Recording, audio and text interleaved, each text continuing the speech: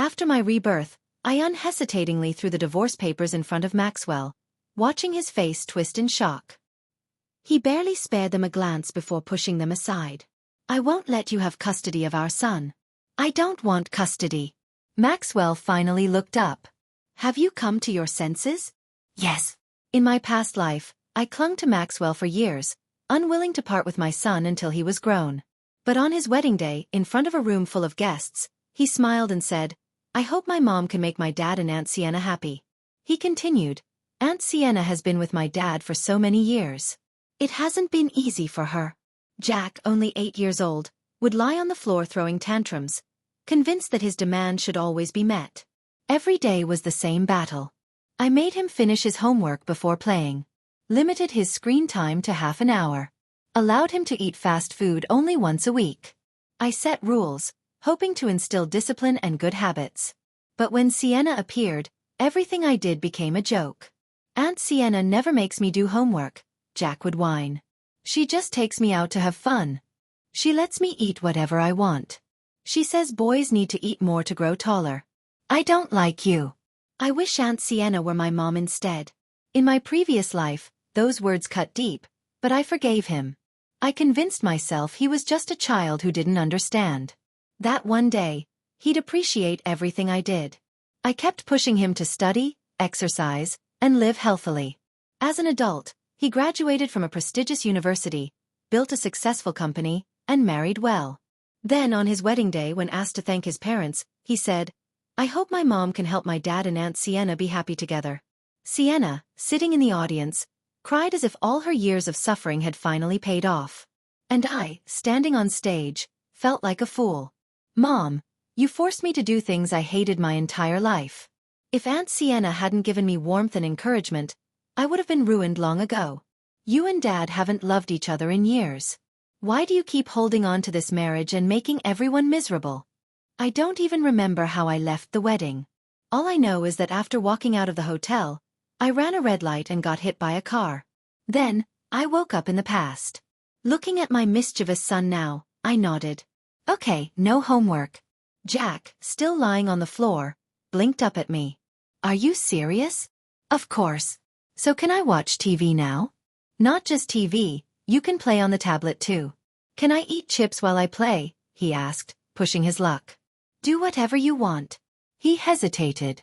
"Why are you suddenly being so nice to me?" I just smiled. A spoiled, ungrateful child no longer deserved my devotion. "Are you afraid I'll love Aunt Sienna more than you?" Jack smirked. "In the future, whatever you want, I'll give it to you," I said calmly. "Including Aunt Sienna, whom you adore so much." At first, Jack was thrilled with his newfound freedom. He spent every waking moment glued to the tablet. He played games at the dinner table. He fell asleep clutching the screen. If he stayed up too late and couldn't wake up for school, I let him sleep in. If he decided he didn't want to go to school at all, I didn't stop him. I filled the house with every snack he loved.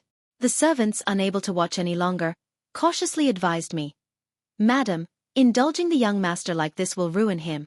"Oh," I said mockingly. "I thought forcing him to do things he hates is what ruins him." It didn't take long before Jack's behavior started causing problems. His teacher called, her voice full of concern. "Jack has been completely defiant in class." He told me, "My parents don't care about me, so why should you?" "I'm sorry," I replied flatly. "I really can't control him. For any issues, please contact my husband." I gave her Maxwell's number, then hung up and returned to my beauty treatment. That evening, I found Maxwell waiting for me at home, a rare occurrence. His expression was dark, his tone dripping with sarcasm. "Eliza, your methods are getting more and more clever. To get me to come back, you're even using our son now?" I had wanted Maxwell to return home. After all, calling him never worked. I no longer remembered when our marriage had turned into this Cold War. We had started as equals, building a company together, celebrating our victories side by side. When the business stabilized, I stepped back to focus on our family. I poured all my energy into our son. By the time I noticed something was wrong with Maxwell, it was too late. He was already involved with Sienna, a 20-year-old intern at his company. Young, lively, delicate. I accidentally saw their messages. Maxwell wrote, "You remind me of my wife when she was younger. She was just as charming and lovely as you." "And now?" Sienna asked, adding a cute emoji. "She's changed," Maxwell replied. "Sometimes, when we're together, I feel repulsed." I had never expected to see myself through Maxwell's eyes. That day, I made a scene. The betrayal I felt struck me deeper than anything before, wounding my self-esteem. I was furious and demanded a divorce from Maxwell. He refused, brushing it off as a misunderstanding. "I was just joking with that girl," he said, trying to pacify me. "Don't blow things out of proportion." Our families intervened, urging me to reconsider. "Think about your son," they pleaded. "He's only 2 years old. Don't let this ruin his future." Maxwell even went as far as firing Sienna, swearing he would have nothing more to do with her. "I'll prove my loyalty to you," he insisted. At that time, there was no concrete evidence that he had physically cheated. So I let it go. I started questioning myself instead. Had I neglected Maxwell while focusing entirely on our child? Had I let our marriage slip away? Determined to change, I tried to be a better wife. But my efforts were wasted. While I was preoccupied with mending things, Maxwell started an affair. This time, it was undeniable. The proof arrived in the form of pictures, intimate, undeniable, sent directly to me by Sienna. At that moment, I was in the hospital, tending to Jack, who had a dangerously high fever. Desperate, I called Maxwell. He picked up with an irritated sigh. "Eliza. Enough. I'm at a business function. Stop making excuses to drag me home." That night, alone in the hospital with my sick child, another message arrived. "Maxwell says you're ugly, even after losing weight.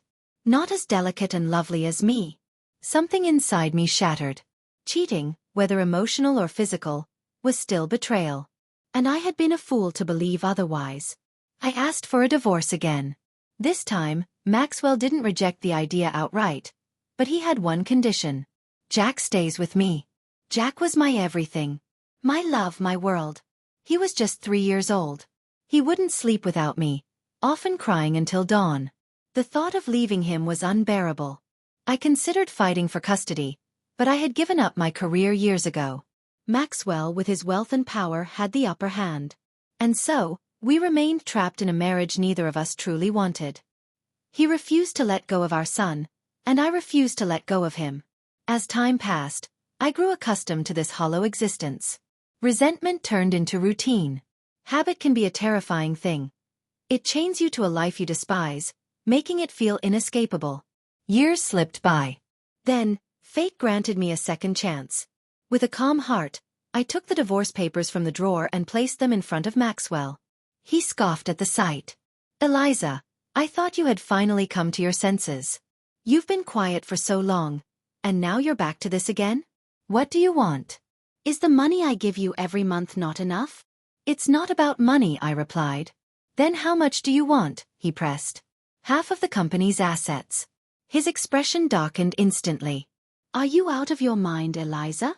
I remained unfazed. "We built that company together. It's legally considered marital property.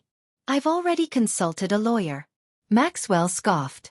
"Unless we divorce, everything remains shared." "That's exactly what I'm doing now." I gestured toward the documents. His irritation turned into a bitter laugh. He picked up the papers, then threw them aside. "Fine. But you'll never get custody of Jack."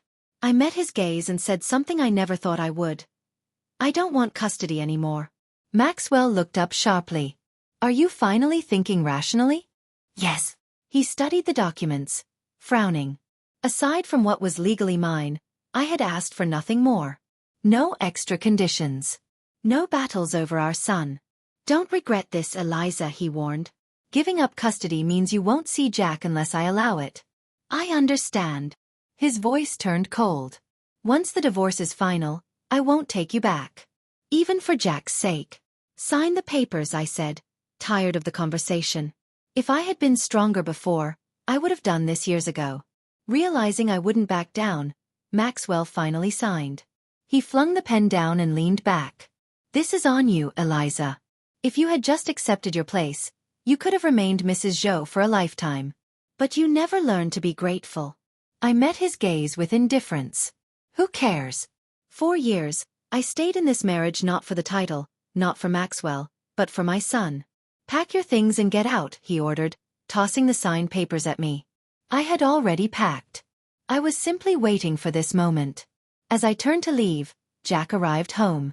His teacher had sent him back for 2 days of reflection. He had been eavesdropping, standing in the shadows, listening to everything. Seeing me leave, he rushed forward. Are you really divorcing Dad? I lifted my suitcase. Are you happy about it? No one will control you anymore. You can do whatever you want. Jack hesitated before saying, Aren't you afraid no one will want you after the divorce? I chuckled. Who told you that? Grandma and Dad. His voice was eerily calm. They said you're not good enough for Dad. That once you leave, no one will want you. I let out a quiet laugh. I had long since seen Maxwell for who he really was. I never expected his mother to be just like him.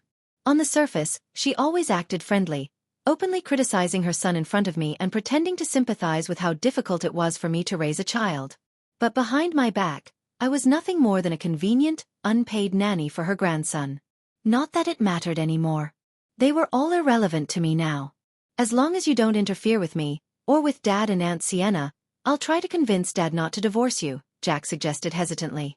I smiled and gently patted his head. That won't be necessary. Take care of yourself, I added softly. From now on, his life had nothing to do with me. Dragging 2 large suitcases behind me, I left without looking back. I moved into a cozy, furnished apartment I had found earlier, near a university. My focus now was on preparing for my postgraduate entrance exam. Maxwell and I had been college classmates. Back then, I had given up my dream of further education to support him in starting his business. Later, when his company thrived and we had a son, I devoted myself entirely to family life. I had always regretted not pursuing a master's or doctorate degree. This time, I was determined to live for myself. No one else would do it for me. The day after I moved out of Maxwell's villa, I noticed a new post on social media. Sienna had added me first. We met at the company's anniversary party, where I had attended with Maxwell. She complimented my earrings, and we exchanged WeChat contacts after she asked for the purchase link. Not long after, she got the exact same pair. But they hadn't been bought by her. They were a gift from Maxwell. Today, her post read, Poverty really limits imagination. Accompanied by a picture of a sprawling backyard, the implication was clear. She had officially taken my place and was no longer the hidden mistress. I casually gave the post a thumbs up. A snake and a rat. May they thrive together. The moment I liked the post, Sienna messaged me. Sister Eliza, you don't mind me posting, do you? She asked with feigned innocence. Maxwell insisted I share it. He said it was to make up for the suffering I endured all these years. She often tried to provoke me, sending intimate pictures of herself with Maxwell, writing about how much he adored her. Then, just when I was about to respond, she would delete them with a quick, oops, posted by mistake. In the past, her antics had driven me into furious arguments with Maxwell. Our marriage suffered for it. Eventually, he stopped coming home altogether. Even on Jack's birthday, he took our son to celebrate with Sienna. Each time Jack returned, he would gush. Aunt Sienna is so kind to me. She's so gentle and beautiful. I wish she were my mom. Looking back, I still don't know how I endured it. Thankfully, the pain had been deep enough to sever all attachment. I smiled as I replied. Why would I mind? Didn't I just give you a thumbs up? This is for Maxwell, right? Sienna still believed I wanted Maxwell back. I had no intention of entertaining her nonsense any further. Just as I was about to block her, another message popped up. You left something behind. Impossible. I had checked everything before leaving. Then, she sent a photo. A box of condoms. I chuckled. Consider it a gift. They're expired, she replied smugly, adding a mocking emoji. Did you really not use them for years? Maxwell goes through so many at my place, we can barely keep up. Perfect, I replied smoothly. I have no need for trash. If you enjoy recycling, that's your business. Who are you calling trash? She snapped, her composure shattering. I didn't bother responding. Before she could type another word, I blocked her. Out of sight, out of mind. With Sienna gone from my feed, my social media was finally peaceful. Without distractions, I focused entirely on my studies. A month passed before Maxwell suddenly called me. "Eliza, where have you been hiding?" he asked, his tone laced with amusement. "If you don't want the divorce, why keep up this act? It's too late now." Only then did I remember. Today was the final day of the cooling-off period. I had to pick up the divorce certificate. "I'll be at the Civil Affairs Bureau soon," I said flatly. Without wasting another second, I grabbed my keys and headed straight there. When I arrived, Maxwell was already waiting, a smug grin on his face. "Funny," he drawled. "When you forced me to sign the divorce papers, I told you you'd regret it. And now here you are, running late on the last day. Whatever trick you're planning, it won't work. The divorce is happening." "Good," I replied immediately. "I should be thanking you." His smirk faltered. "For what?" "For stepping aside," I said lightly. "If not for you, I would never have realized how talented Sienna is with children." Maxwell scoffed. "When you raised our son, the house was always a mess. But now with Sienna, everything is in order. Jack listens to her completely." "Then congratulations," I said, my voice void of emotion. "You found the perfect partner." "Still pretending to be strong," he sneered. "Let's see how long you can keep it up." The moment I received the divorce certificate, a deep sense of relief washed over me. I had been afraid that if I hesitated, Maxwell would lose patience and walk away. And truthfully, I had no intention of wasting another second on him. As I hurried away, a familiar voice called out behind me. "Eliza!" I didn't slow down. "From now on, we have nothing to do with each other," he shouted. I paused for a moment but didn't turn back. "That's exactly how I want it. What if you regret it?" His voice carried a hint of challenge. Without another word, I got into my car and drove away. I had no interest in prolonging this conversation. With my newfound freedom, I threw myself into my studies with even more determination. Every day was filled with intense learning and regular exercise. I refused to let my health deteriorate as it had in the past. After months of relentless effort, my hard work began to pay off. One evening, my phone rang. Seeing Jack's name on the screen, I hesitated before answering. "Mom, do you miss me?" His voice was tentative. I responded honestly, "No, sweetheart, I've just been really busy." There was a brief silence before he spoke again. "Today is my 9th birthday." I sighed. "Happy birthday, Jack. Don't you want to celebrate with me?" he asked, his voice laced with hope. "Your father doesn't allow me to see you without his permission." "Dad said he sent you an invitation," Jack insisted. "I even saved a seat for you." I smiled sadly. "Thank you, but you should give that seat to someone else." "I won't be coming." Jack's voice wavered. "Am I not important to you anymore?" I took a deep breath and replied carefully. "I have things in my life that I must focus on." A heavy silence followed before Jack whispered, "So, I'm not important at all." Later that night, Maxwell called. "Eliza, is this your way of punishing our son because you're upset about my marriage?" His tone was cold and accusatory. I frowned. "What are you talking about?" "Jack has been crying ever since you spoke to him." "What did you say?" "I told him the truth," I replied firmly. "That I have my own life to live." "Stop making excuses," he snapped. "You hate that I'm marrying Sienna, so you're taking it out on our son. Just admit it." I shook my head. "Believe whatever you want, Maxwell. I have nothing to prove to you." "It's too late for regrets," he said harshly. I let out a dry laugh. "I regret nothing. I sincerely wish you and Sienna a long and happy life together." After ending the call, I blocked his number. I assumed that once Maxwell and Sienna were married, he would finally be out of my life. But less than a month later, he unexpectedly appeared at the university gates. I had just finished a long day in the laboratory and was walking out with Andrew, a senior colleague. We were deep in discussion when I noticed Maxwell standing there with Jack. My steps slowed. How did he even know I was studying here? Maxwell's gaze shifted to Andrew, a flicker of something unreadable in his eyes. Was it anger? Or was I imagining things? He scoffed. "So this is why you don't care about your son anymore? Found yourself a new lover?" I crossed my arms. Not that it's any of your business, but Andrew is a colleague. Andrew, unbothered, smirked. I heard her ex-husband is a real piece of work. Do you know him? I let out a chuckle. Maxwell's expression darkened. Eliza, I need to talk to you. Alone. Andrew glanced at me. Do you need me to stay? I shook my head. No, it's fine. I'll handle it. Call me if you need anything, he said before walking away. Maxwell watched him leave before sneering.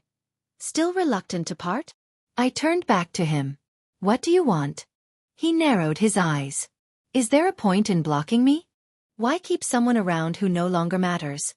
I shot back. His jaw tightened. And Jack? Doesn't he matter to you? I glanced at my son. He looked up at me, his eyes filled with longing. Jack made his choice, I said gently. I'm just respecting it. Jack's voice wavered. I didn't choose this. I want to be with you, Mom. I crouched down to his level. But Jack, you told me you wanted Aunt Sienna to be your mom. Now she really is. Isn't that what you wanted? Jack bit his lip, his eyes welling up. Maxwell exhaled sharply. Sienna is pregnant. She's having a difficult time and needs peace and quiet. The doctor advised her to avoid stress. I raised a brow. And so Jack will stay with you for now. I straightened. Maxwell, I'm incredibly busy. My studies, my research. Figure it out, he interrupted. He's your son too. I sighed, looking at Jack. Mom, please let me stay, he whispered.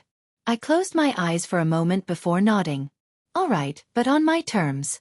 Maxwell said nothing, but there was something in his gaze, something unreadable, as I took Jack's hand and led him away. I said, feeling distressed. Is studying more important than your son? Maxwell became enraged. What use is a degree at your age? How much money can you earn?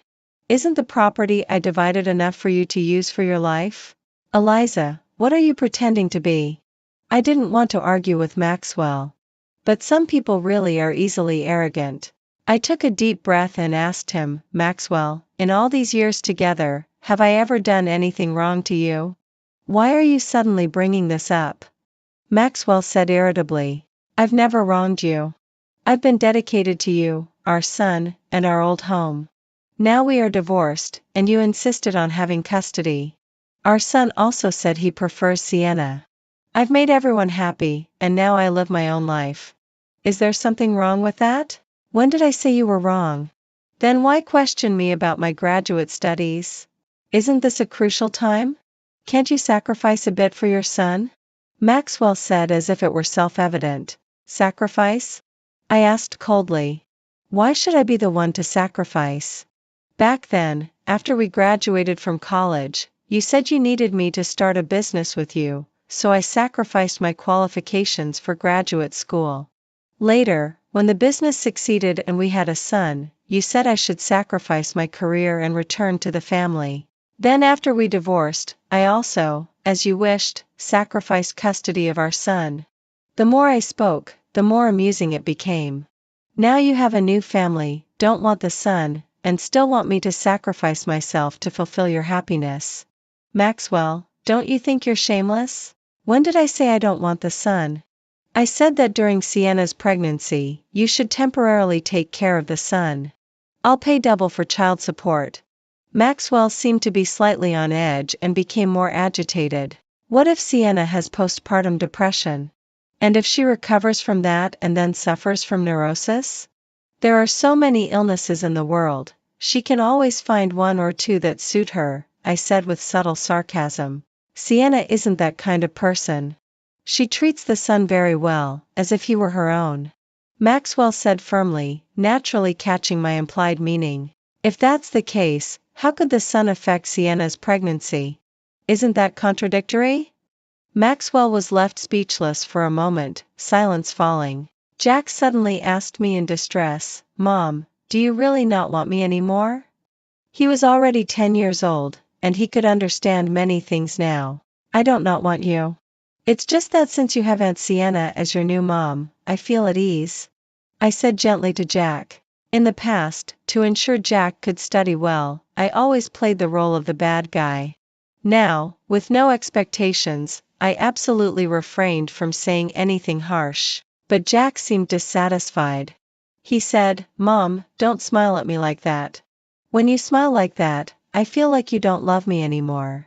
I patted Jack's head and said, "How could I not love you? I just don't want you to do things you don't like, so you don't ruin yourself when you grow up." "Alright, Eliza." Maxwell, who seemed unwilling to hear more of my sarcasm, probably felt his pride was hurt.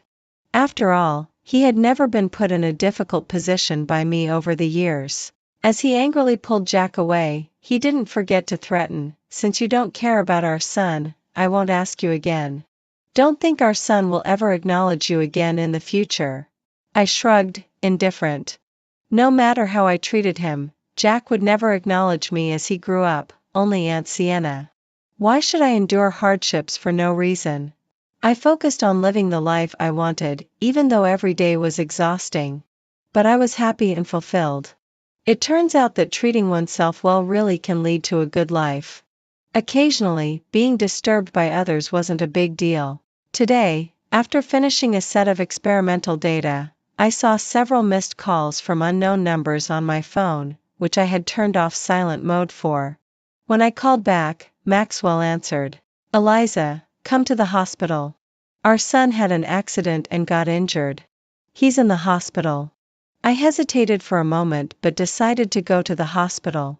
After all, Jack is my biological son. Even without feelings, there is still responsibility. As I arrived at the hospital room, I overheard a fierce argument inside. Sienna was screaming, "Maxwell, how long are you going to keep your son here? If you don't send him away, I'll die at his hands, and it'll be a double death. I've already said Jack doesn't dislike you. Why are you fixated on him? He fell down the stairs and broke his bones, and you haven't shown any concern." Maxwell's voice was loud as well. "So you want to see me fall down the stairs too? If I die, you'll have a reason to reconcile with Eliza, and you three can be a family again?" Sienna shot back. "Enough, Sienna. Stop making a scene here. Jack needs to recover properly." Maxwell was losing his patience. "Then I'll truly make a scene for you to see." Sienna was aggressive. "I'm warning you, either you make your son leave, or I'll jump off a building with the baby in my belly. Jack is only 10 years old. Where are you going to send him?" Maxwell's voice was trembling with anger. "I don't care where he goes, I just don't want to see him anymore." Sienna was resolute. "Otherwise, just wait for a double death." With that, Sienna turned and left. As she exited the room, she bumped into me. Sienna seemed stunned when she saw me. I saw Sienna, who had become a different person. Was this really the delicate, youthful girl from before? With her pregnant belly, she looked like an advanced-age pregnant woman. It had only been 2 years. "Eliza, what are you doing here?"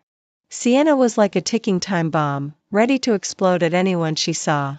"I heard from Maxwell that Jack is in the hospital, so I came to see him." "Are you here to see Jack or Maxwell?" "What, are you trying to seduce Maxwell while I'm pregnant? Is this person insane?" It wasn't surprising for her to go crazy at any moment. Although I hadn't seen Sienna for the past 2 years, I had common friends with Maxwell from our years together.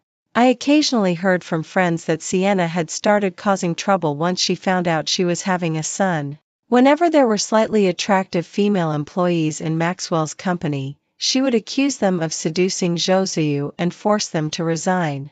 She also wouldn't allow Maxwell to go out for social events. If Maxwell did go, she would show up at his dinners, causing huge disturbances and making Maxwell lose many major projects. They said Maxwell was driven nearly insane by Sienna. I found it somewhat amusing at the time. How could he be driven crazy? Maxwell actually enjoyed Sienna's lively spirit. "You get out of here." Maxwell suddenly stormed out of the hospital room, yelling at Sienna. His expression was as if he wanted to devour her. Sienna, probably never having seen Maxwell this fierce, seemed a bit frightened. But then she straightened her belly, seemingly gaining confidence. She shouted at Maxwell, "If you dare to do anything wrong to me, I'll show you what it means to die for you. Also, you better take care of your son, or I'll never be done with you." Sienna turned and walked away. Maxwell was so angry that his whole body was shaking. I was just standing by, as if watching a joke unfold. Do you think I deserve this? Maxwell suddenly asked me. I wiped the smile off my face. I don't comment on things that don't concern me. I didn't expect that after Sienna got pregnant, she would suddenly become a different person. I'm not interested in your issues with her, I reminded him. I'm here to see my son. Maxwell said nothing more. I walked into Jack's hospital room. He was lying on the bed with red-rimmed eyes, clearly having overheard the argument between his dad and Sienna. Seeing me, his eyes lit up instantly, and he called out excitedly, "Mom." I nodded, not very warmly. I just asked about his condition. He said that when he came home from school today and went upstairs, he ran into Sienna, who he claimed deliberately pushed him down the stairs. But Sienna insisted it was because Jack didn't want her to have another child and was trying to push her down the stairs to kill the baby in her womb. Sienna had only pushed Jack down the stairs in self-defense. Jack also said that Sienna was very cruel to him. All the kindness she showed him before was just an act. Since she married his dad, she had been secretly hitting and scolding him, even calling him an unwanted child without a mother. She always forced him to eat chicken legs and hamburgers, saying that was all he deserved. The more Jack spoke, the harder he cried. I listened calmly. I reminded him indifferently, these things you should discuss with your dad or your grandmother, not me. They don't believe me, only Aunt Sienna. They only care about the baby in her belly, and don't care about me at all. They don't love me, they despise me. Mom, can I come with you? Jack clung tightly to me. I promise I'll be good and not say bad things about you anymore. Mom, I know you love me the most. It was all my fault before. I shouldn't have said those things about you or hated you. I was wrong, please forgive me. Jack cried endlessly. He was really scared that I wouldn't want him anymore. But the truth is, I really don't want him anymore. I pushed his hand away gently but distantly. Jack, everyone has to take responsibility for their own choices. When you chose Aunt Sienna, I had already exited your world. But I regret it, I know I was wrong. If you regret it, you should change yourself, not try to change me, I said calmly, and my life now will not change for anyone. Especially not for you and Maxwell. I left Jack's hospital room coldly. Forgiveness is impossible. I never even considered it. Eliza, when did you become so cold-blooded? Jack is your biological son. Are you really going to ignore him like this? Don't you think you owe him an apology? Maxwell stood at the door, questioning me angrily. I stopped and answered Maxwell methodically. Firstly, according to our divorce agreement, I give him child support every month. I have fulfilled my responsibilities as a mother and have not ignored him. Secondly, Jack is also your biological son, and you have custody of him. You should handle your family matters well and provide Jack with a comfortable living environment. Finally, our marriage fell apart because of your infidelity. You have no right to say I owe Jack an apology. The one who truly owes him an apology is you. Maxwell's face turned red with anger. After a long pause, he seemed to gather immense courage and asked, Eliza, do you want me to apologize to you? I looked at him in bewilderment. You're doing this to make me apologize to you, to admit that I regret divorcing you and marrying Sienna. Fine, I admit I was wrong. I shouldn't have been tempted by Sienna. I shouldn't have ruined our relationship and marriage because of her. I shouldn't have divorced you. Maxwell's regret came across as so arrogant. He said, I promise, once Sienna has the baby and the law allows me to divorce her, I'll divorce her immediately and get back together with you. I remained silent. I was truly stunned by Maxwell's words. I couldn't believe how thick-skinned someone could be to say such things with such entitlement. I know you've stayed single for the past 2 years, Maxwell continued. You're constantly improving yourself and maintaining such a good figure, just to make me see and regret it, right? So you think my current life is for you to see? I couldn't help but laugh. Eliza, we're not young anymore. There's no need to go through so many rituals. Just make your point. I really don't have the patience for this. Maxwell seemed uninterested in continuing the conversation. He said, I still have a large flat available. You and our son can move there for now. Once I divorce Sienna, you can move back to the villa. I remained silent. I just watched Maxwell smile. Maxwell seemed a bit irritated. What are you laughing at? Are you too happy? I'm laughing at how shameless some people can be in this world. Eliza. Maxwell's anger flared. I don't know where you get the confidence to think I would remarry a reckless, unfaithful, and arrogant scumbag like Sienna. Am I insane? You'd better think carefully about what you're saying. Eliza, I'm giving you this chance to come back for our son's sake. Don't get carried away. Such a good opportunity, you should save it for someone else. I can't afford it, I added deliberately, and I'm not interested. Stop being so sarcastic. Maxwell couldn't hide his anger. Don't you really think that being divorced with a 10-year-old child and in your 30s, any man would want you? They just play with you, no man would actually marry a woman like you. Can't men remarry? I retorted sarcastically. Can men and women be the same? Men can reform and become priceless. What about women? Maxwell's contempt reached its peak. So this is why Maxwell could recklessly cheat during our marriage. Being a man, he really was smug about it.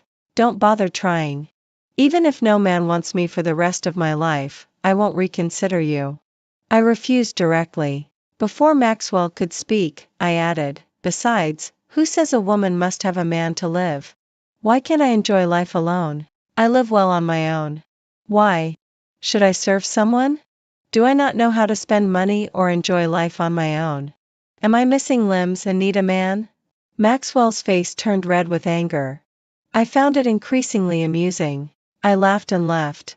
I really don't understand how, in this day and age, Maxwell's chauvinism can still be so self-evident. In the past life, I must have been out of my mind to endure him for a lifetime. After my unpleasant encounter with Maxwell, he didn't bother me again. I smoothly stayed on campus to continue my PhD studies and kept exploring the academic world I love. At a university reunion, I initially didn't want to go. But I couldn't resist my former best roommate's persistent pleas, especially when they said Maxwell wouldn't be there because of his family issues, so I agreed to attend.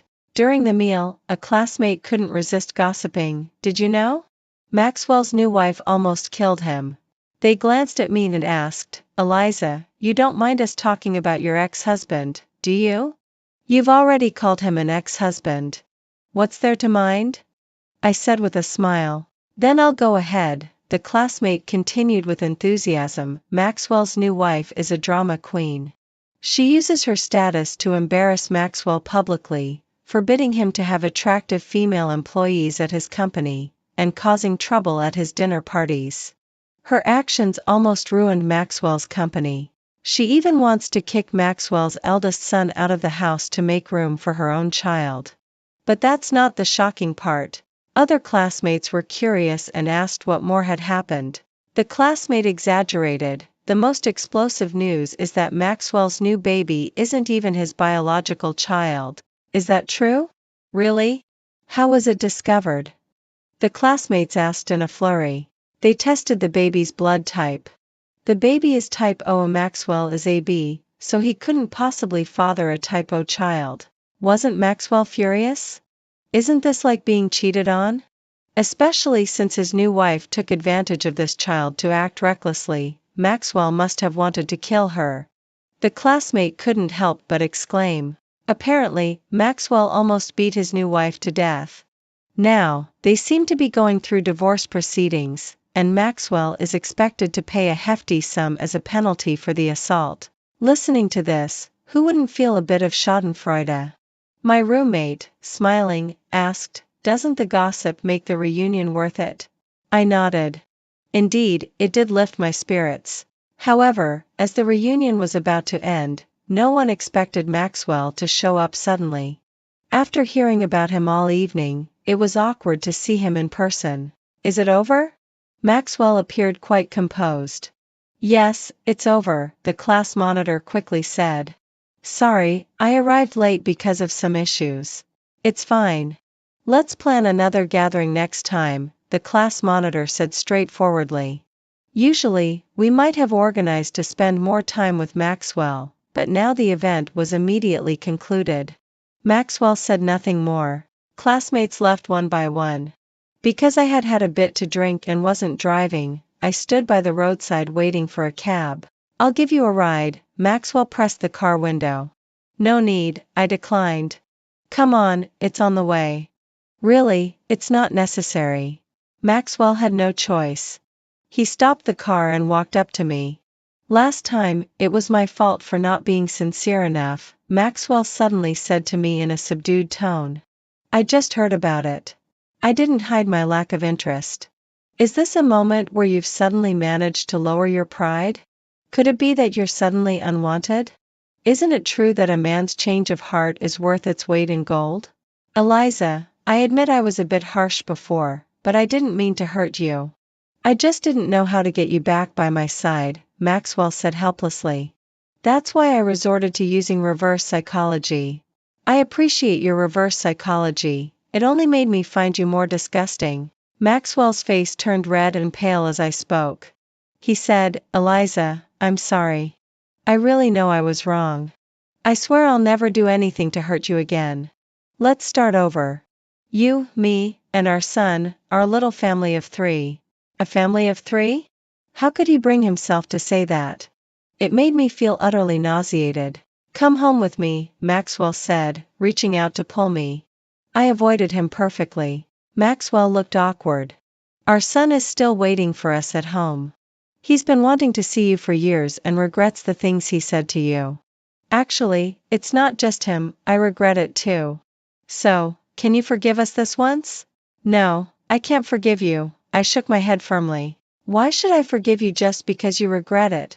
What about all the suffering I endured? What is the realization I gained over a lifetime worth?" I asked him coldly, "What's a lifetime of realization worth?" "What lifetime?" Maxwell seemed confused. I saw no need to explain further and said indifferently, "From the moment we divorced, it was over between us. You don't need to waste your time looking for me or use our son to make peace, it's useless. Not only is it useless, but I also find you annoying because you're affecting my life." "Are you worried that I won't genuinely change?"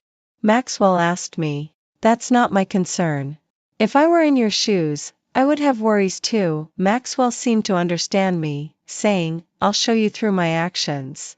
I couldn't be clearer. "I will not reconcile with you. You've always been single, haven't you?"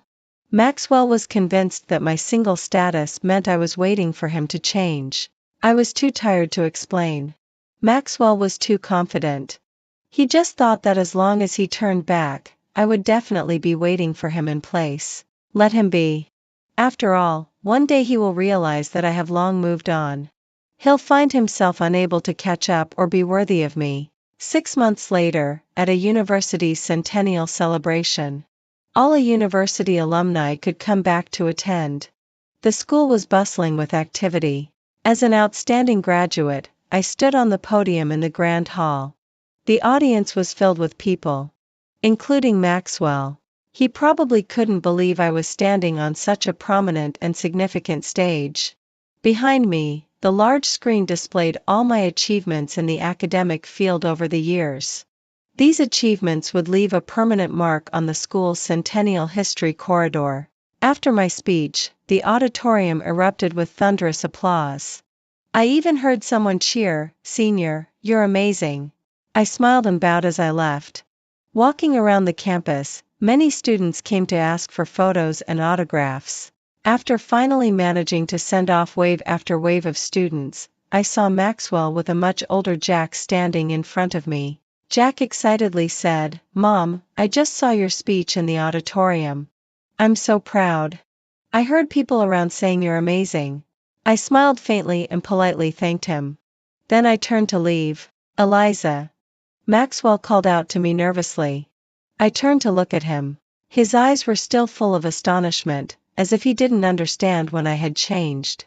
Changed into someone completely different from the middle-aged woman who used to revolve around him and our son.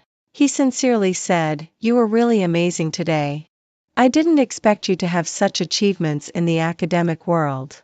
So, do you have self-awareness now?" I asked him with a sneer. Maxwell's face showed some embarrassment but quickly concealed it.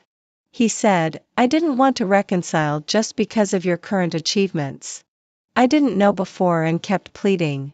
I know you've always resented me for betraying you, Maxwell said in a panicked tone, as if he finally realized that I seemed to be moving further away from him.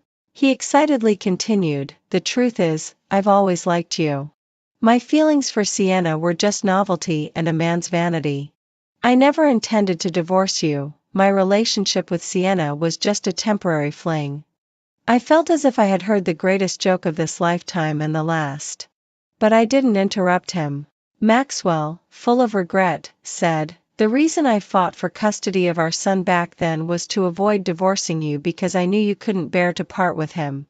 But I didn't expect you to actually give up custody, and I was left with no choice but to agree to the divorce. But after the divorce, I never intended to stay with Sienna. I was always waiting for you to come back. I even used protection every time I slept with Sienna. I never intended for her to get pregnant. So, I should thank you for your grace, having betrayed me both emotionally and physically, yet still mercifully using protection when you were with someone else. When Sienna said she was pregnant, I didn't think much of it. I never doubted that Sienna might have cheated on me. I thought the contraception just wasn't effective enough. Maxwell's anger was still evident as he spoke. He paused for several seconds before continuing. When Sienna insisted that I give her a formal relationship, I didn't agree. Do you remember that night when I called you? If you had said you didn't want me to marry Sienna, I wouldn't have married her. But you didn't say anything. Out of frustration, I agreed to marry her. Even on the day of our wedding, I was still waiting for you to stop it. If you had come, I would have chosen you without a doubt. But you didn't. I had no choice but to marry Sienna. Listening to Maxwell's so-called love for me, I could only say it was incredibly difficult to assess. He continued in agony, after marrying Sienna, she went wild and made me a laughingstock in the business world. That's when I truly realized how good you were to me and how tolerant you were. I even wished I could divorce Sienna immediately and get back with you. But she was pregnant, and the law didn't allow me to divorce her. So I hoped you would wait for me, even tried to use our son to make you change your mind. But you kept rejecting me. Do you know how afraid I was? I was truly terrified of never being able to get you back. Maxwell's eyes were red. I found it all incredibly laughable. At least back then, I never felt his fear. He still stood tall and aloof in front of me. Later, Sienna had a son, but he wasn't mine. I was furious, yet relieved. I could finally divorce Sienna immediately and be with you.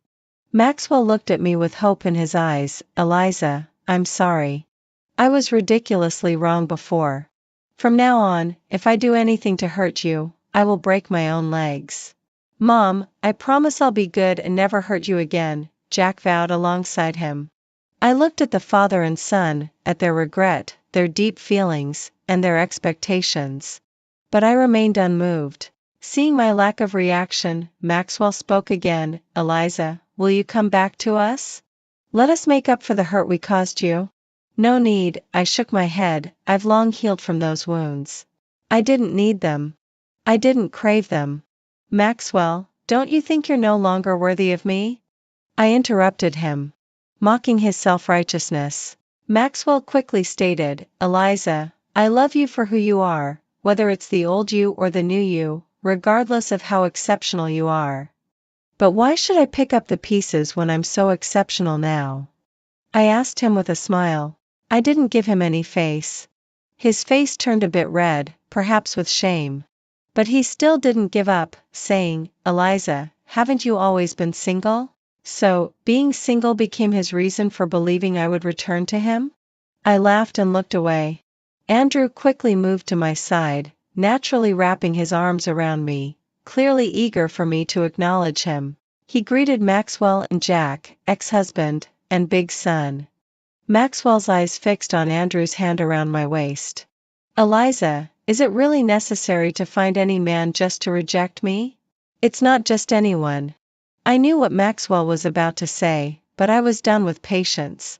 I said directly, I've been single for so many years because I enjoyed being on my own. Now that I'm no longer single, it's because I found someone great, someone I'm willing to start a new marriage with. I watched Maxwell's unaccepting expression and added another blow, so, whether I'm single or not, it's irrelevant to you. It's just my choice. And you, in my heart, are just an optional person. After saying this, I embraced Andrew and left. As we were leaving, Andrew suddenly turned and said, Eliza is pregnant with twins. He knew how to strike right at the heart. I didn't look back at Maxwell and Jack's expressions.